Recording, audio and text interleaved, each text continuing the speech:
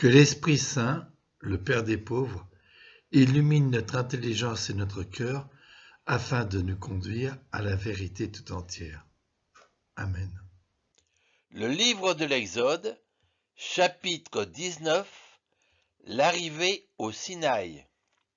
Le 3e mois qui suivit la sortie d'Égypte, jour pour jour, les fils d'Israël arrivèrent dans le désert du Sinaï.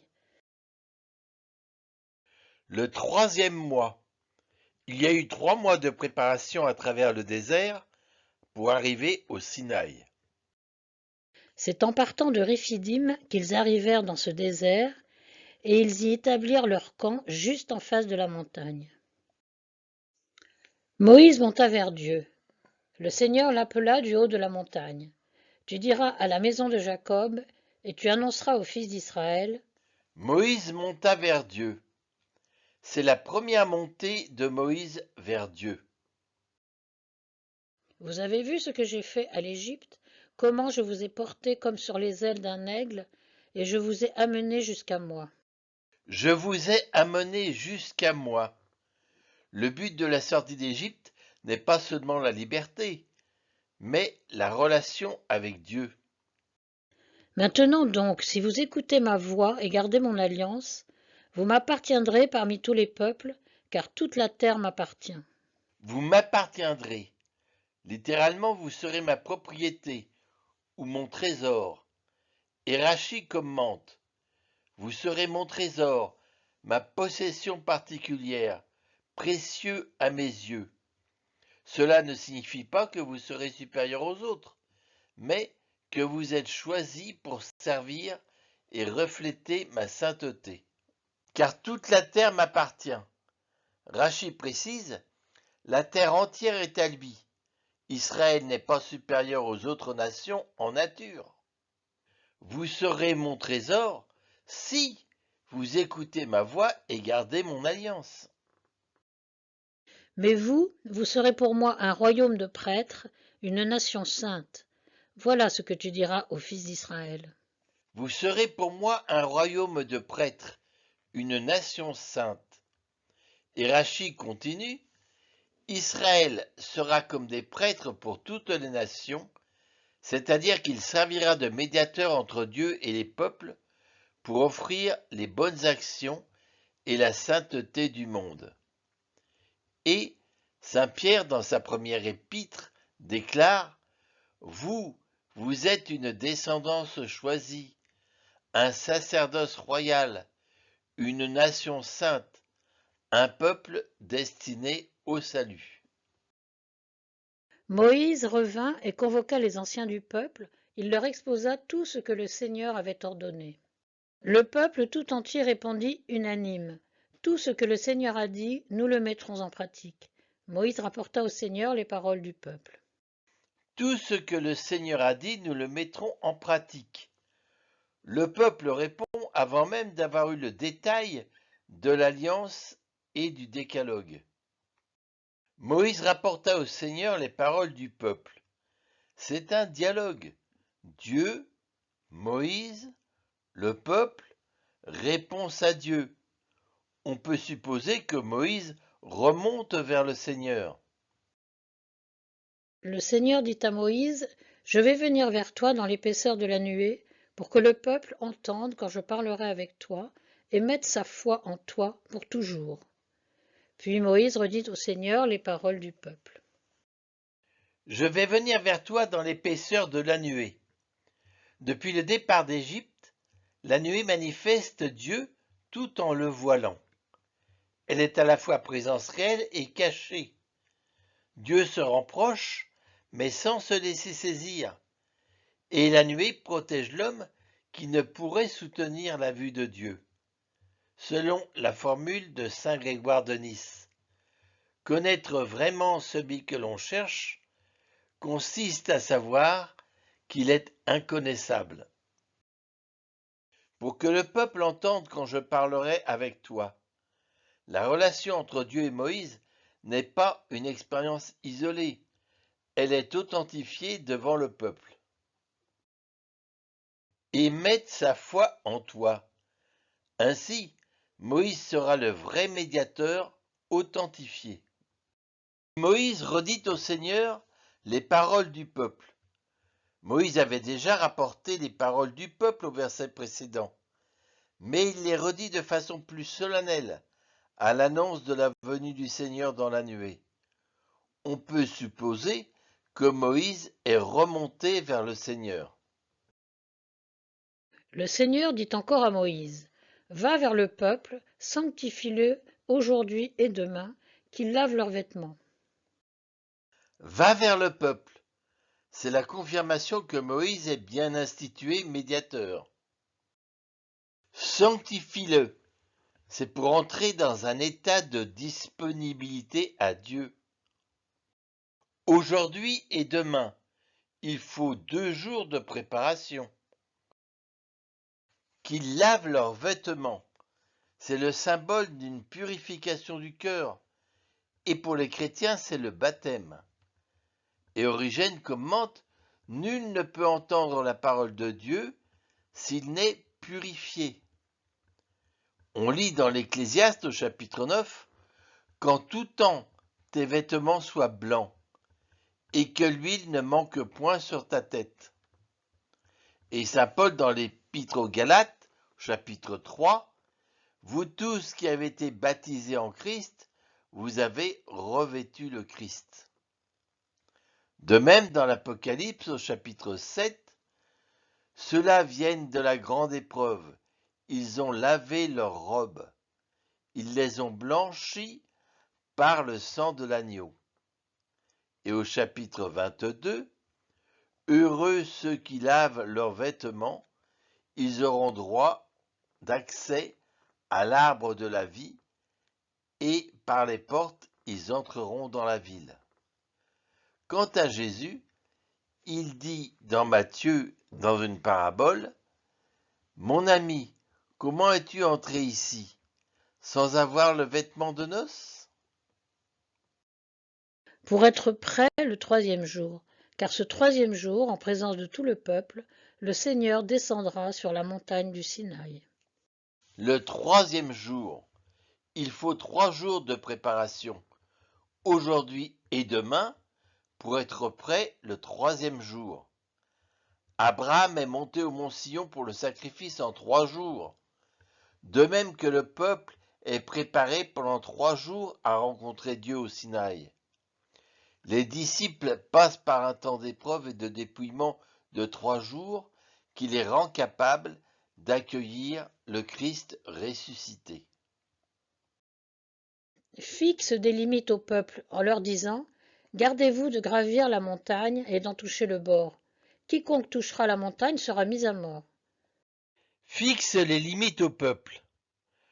Lors de l'épisode du buisson ardent, en Exode 3, 5, Dieu dit alors, « N'approche pas d'ici, retire les sandales de tes pieds, car le lieu où tu te tiens est une terre sainte. » Sainte, c'est le mot Kodesh.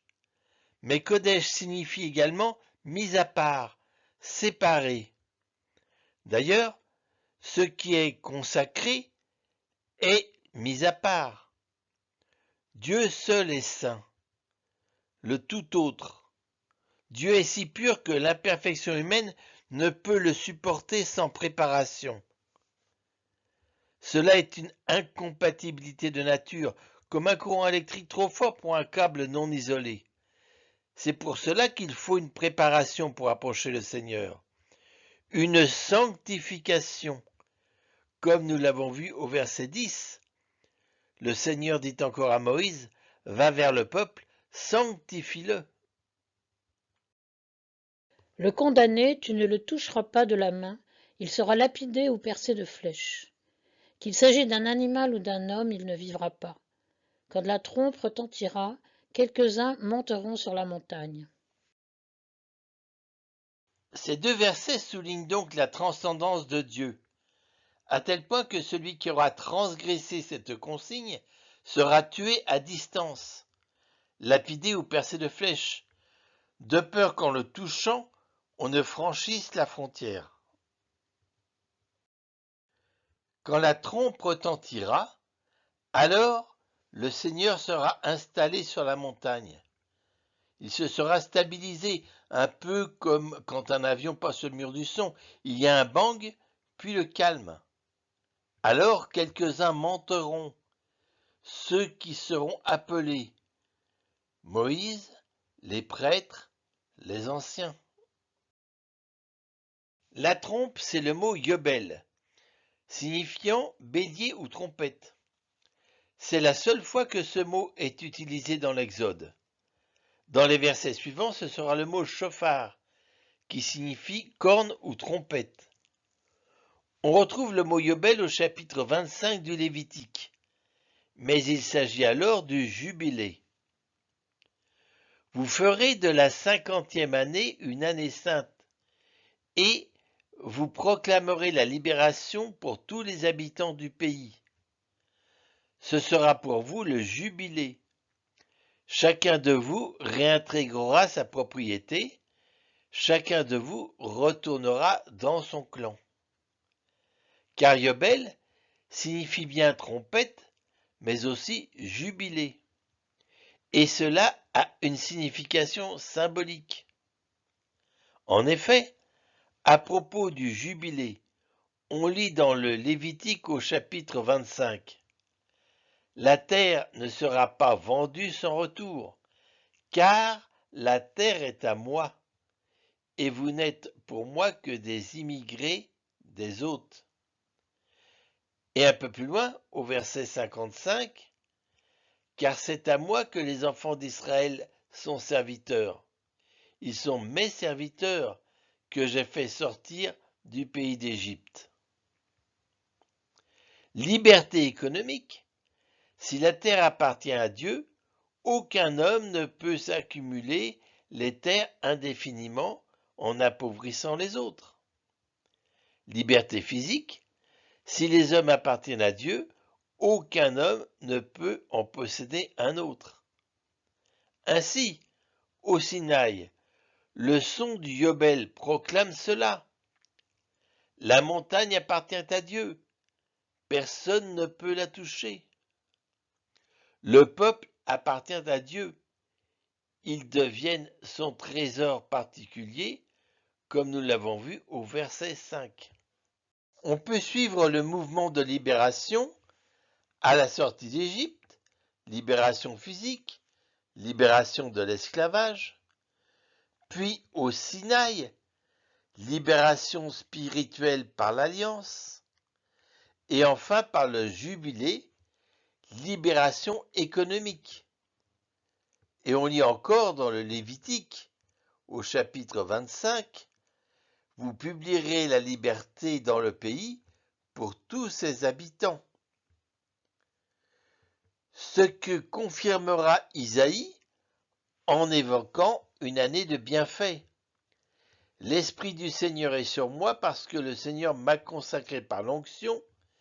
Il m'a envoyé porter la bonne nouvelle aux humbles, guérir ceux qui ont le cœur brisé, proclamer aux captifs leur délivrance, aux prisonniers leur libération, proclamer une année de bienfaits accordée par le Seigneur.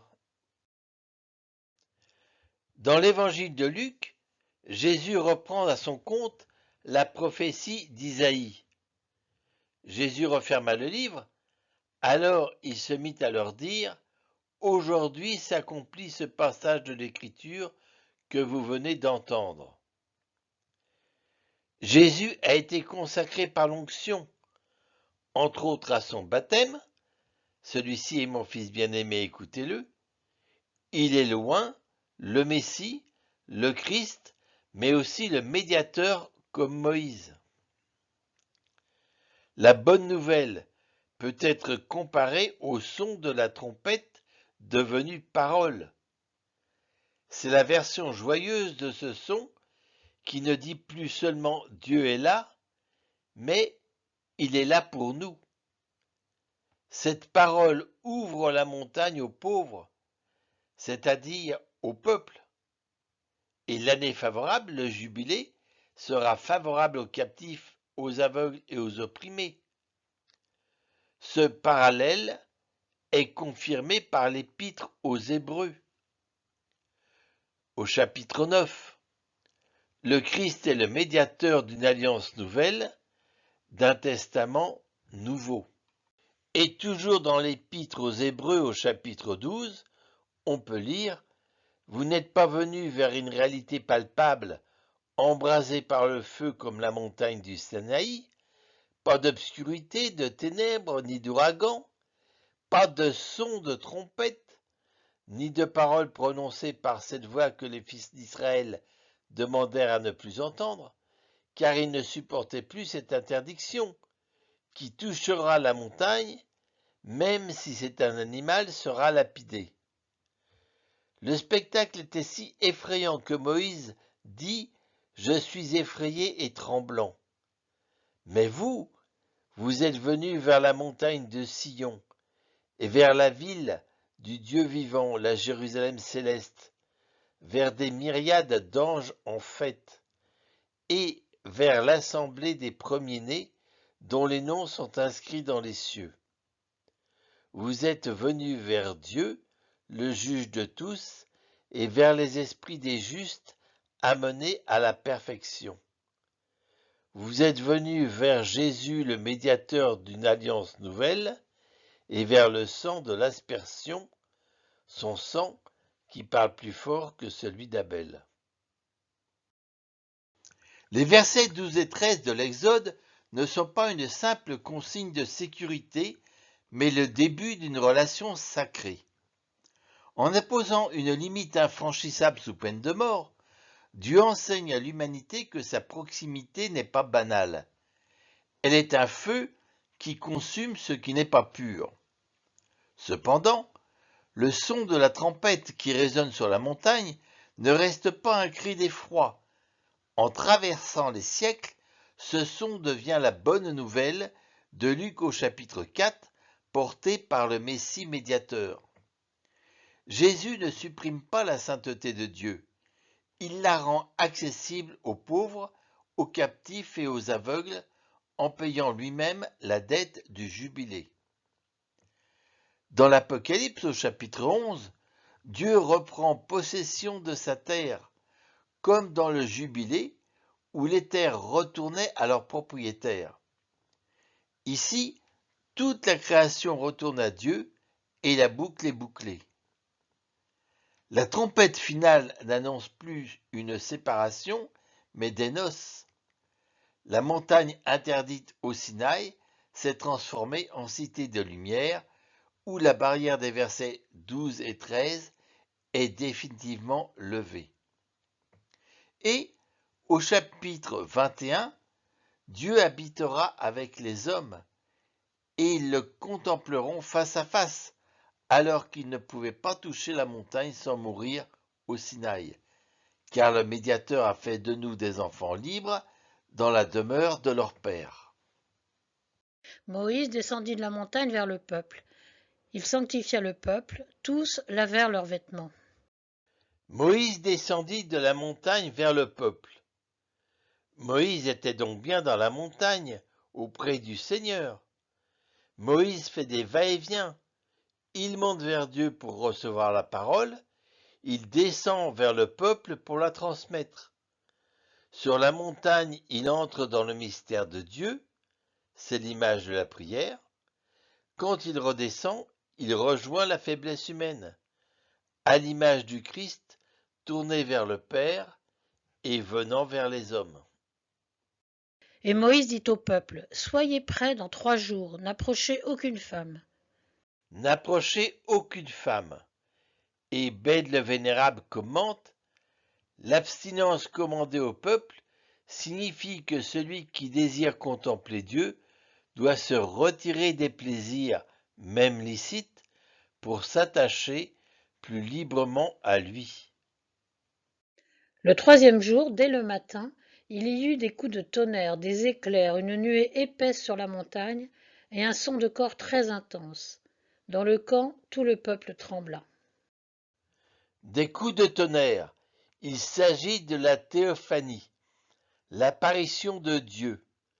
L'expression traduite par coup de tonnerre est ici kol, qui signifie voix, cri, bruit, tonnerre, mais aussi le son de corps, c'est le même mot. À propos de sa parole, le Seigneur dit à Jérémie, « Ma parole n'est-elle pas comme un feu, oracle du Seigneur, comme un marteau qui fracasse le roc ?» Et le Talmud interprète, « De même que le marteau se divise en de nombreuses étincelles lorsqu'il frappe l'enclume, de même chaque parole qui sortait de la bouche du Tout-Puissant se divisait en 70 langues. » Mais cela peut évoquer la Pentecôte, décrite dans les Actes au chapitre 2. Alors, leur apparurent des langues qu'on aurait dites de feu, qui se partageaient, et il s'en posa une sur chacun d'eux. On peut traduire 3 aspects de la voix. Le tonnerre est la signature de Dieu sur la création. Le son de corps, le chauffard, est l'invitation de Dieu à l'homme. La voix est le contenu de l'alliance. Et on retrouve les éléments de cette théophanie dans l'Apocalypse au chapitre 4. Et du trône sortent des éclairs, des fracas, des coups de tonnerre. Quant à la nuée épaisse, c'est la nuée dans laquelle Dieu se drape et qui rappelle la nuée du désert et plus tard celle de l'arche d'alliance. Tout le peuple trembla. Le peuple a peur et Moïse doit les faire sortir. Moïse fit sortir le peuple hors du camp, à la rencontre de Dieu, et ils restèrent debout au pied de la montagne. La montagne du Sinaï était toute fumante, car le Seigneur y était descendu dans le feu. La fumée montait comme la fumée d'une fournaise, et toute la montagne tremblait violemment. La montagne tremblait, la nature tremble comme le peuple, c'est le même mot, charade. Le Seigneur y était descendu dans le feu. Et Jean-Baptiste nous dira dans Matthieu au chapitre 3 à propos du Christ, « Lui vous baptisera dans l'Esprit Saint et dans le feu. » La sonnerie du corps était de plus en plus puissante. Moïse parlait, Dieu lui répondit par une voix. Le son du corps était de plus en plus puissant. Ce n'est pas naturel, c'est un signe divin. Le Midrash nous explique. Dans le monde humain, plus un homme sonne du chauffard, plus le son s'affaiblit. Mais ici, le son allait en se renforçant. Pourquoi? Pour faire entendre aux oreilles ce qu'elles pouvaient supporter. C'est paradoxal. Normalement, plus c'est fort, plus c'est insupportable. Ici, c'est l'inverse. Les maîtres juifs disent souvent cela ainsi. Au début, l'homme entend peu, puis son oreille intérieure s'ouvre et il peut recevoir davantage. En fait, le son ne devient pas objectivement plus fort. C'est la capacité d'écoute qui s'élargit. Dieu ne révèle jamais plus que ce que l'homme peut recevoir, mais il dilate l'homme pour qu'il reçoive davantage. Moïse parlait. Il est le seul à ne pas être muet de stupeur. Et Dieu lui répondit par une voix. Ce son puissant devient articulé, comme celui que Jean entend dans l'Apocalypse au chapitre 1. J'entendis derrière moi une voix forte, pareille au son d'une trompette. Quand je le vis, je tombai à ses pieds comme mort, mais il posa sur moi sa main droite en disant « Ne crains pas ». Le Seigneur descendit sur le sommet du Sinaï, il appela Moïse sur le sommet de la montagne, et Moïse monta vers lui. Ce verset 20 est le verset de la rencontre. Le Seigneur descendit. Dieu fait le premier pas. Il descend jusqu'à nous, comme le précise saint Grégoire le Grand. La parole de Dieu s'abaisse jusqu'à nous, afin que nous puissions nous élever jusqu'à elle. De plus, les pères voient là une préfiguration de l'incarnation. Il appela Moïse. Dieu appelle Moïse par son nom. Il crée la relation. Moïse monta. Le yobel n'a pourtant pas sonné, ou du moins on ne l'entend pas dans le vacarme du chauffard. Au chapitre 19, Dieu avait dit « Quand la trompe retentira, quelques-uns monteront sur la montagne. » Mais Dieu peut appeler Moïse par-delà la loi. Mais la loi seule ne suffit pas à créer la rencontre. Il faut l'appel de Dieu et le courage du médiateur. L'homme répond par l'obéissance. Le sommet, c'est le lieu de la rencontre. On pense également au mont des Béatitudes ou au mont Tabor, lieu de la transfiguration. Et en même temps, le sommet n'est jamais atteint, comme l'enseigne saint Grégoire de Nice. Celui qui monte ne cesse jamais d'aller de commencement en commencement, par des commencements qui n'ont pas de fin.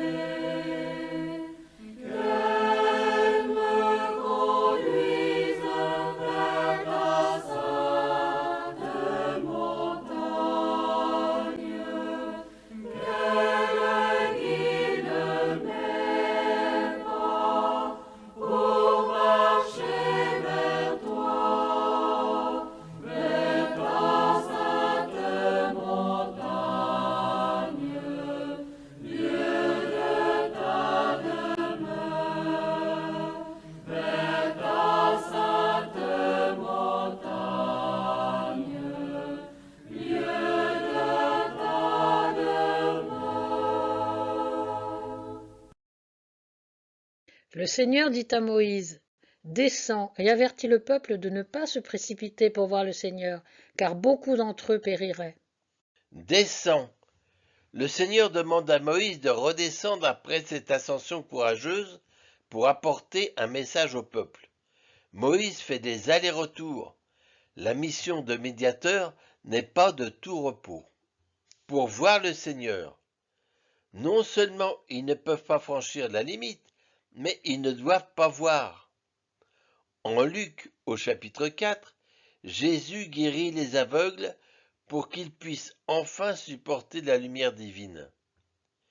Et Jean pourra dire dans son prologue, « Nous avons vu sa gloire. » Et le Verbe s'est fait chair, il a habité parmi nous, et nous avons vu sa gloire, la gloire qu'il tient de son Père, comme Fils unique, plein de grâce et de vérité.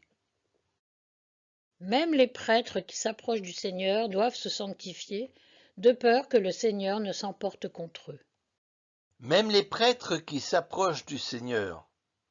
Il n'y a pas encore de prêtre institué. Ce sera fait plus tard avec Aaron. Donc, soit il s'agit d'une réaction tardive qui ne prend pas en compte la chronologie, soit il s'agit des aînés de famille qui tiennent le rôle de prêtre. Si les prêtres doivent se sanctifier avant d'approcher la montagne de Dieu, le Christ, le sanctificateur par excellence, est le Saint de Dieu. Il sanctifie, c'est-à-dire rend saint et pur tout ce qu'il touche. Il peut donc s'approcher des pécheurs et des lépreux sans crainte, car il ne contracte pas leur impureté, mais il leur communique la vie.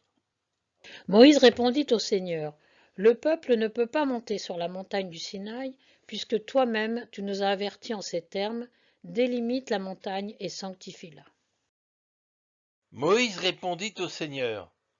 C'est presque un effet comique. C'est Moïse qui rappelle au Seigneur sa loi comme pour signifier qu'il l'a bien comprise. Délimite la montagne et sanctifie-la. Cela confirme bien ce que nous avions vu au verset 12. Mets la montagne à part, elle est sainte, consacrée. Puis le Seigneur lui dit, va, descends. Ensuite tu remonteras, toi et Aaron avec toi. Mais que les sacrificateurs et le peuple ne se précipitent point pour monter vers l'Éternel, de peur qu'il ne les frappe de mort.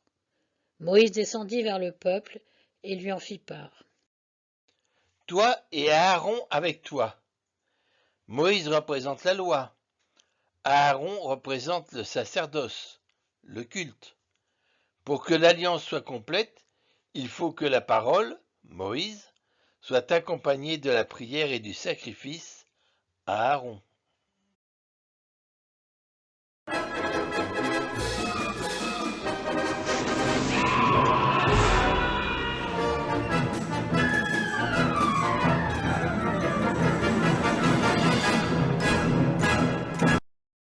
Cet extrait du film de la mort aux trousses illustre ce que l'on appelle en anglais un cliffhanger, ce qui signifie littéralement celui qui est suspendu à la falaise, ou en français, le suspense final. Ce type de procédé est utilisé pour maintenir le spectateur en haleine, en attente de l'épisode suivant, ou au passage d'une page de pub avant la reprise. Le chapitre 19 de l'Exode se termine dans un climat de tension extrême, où le peuple tremble au pied d'une montagne en feu, créant un cliffhanger où le suspense sur ce que Dieu va dire est maximum, juste avant l'énoncé des 10 paroles au chapitre 20.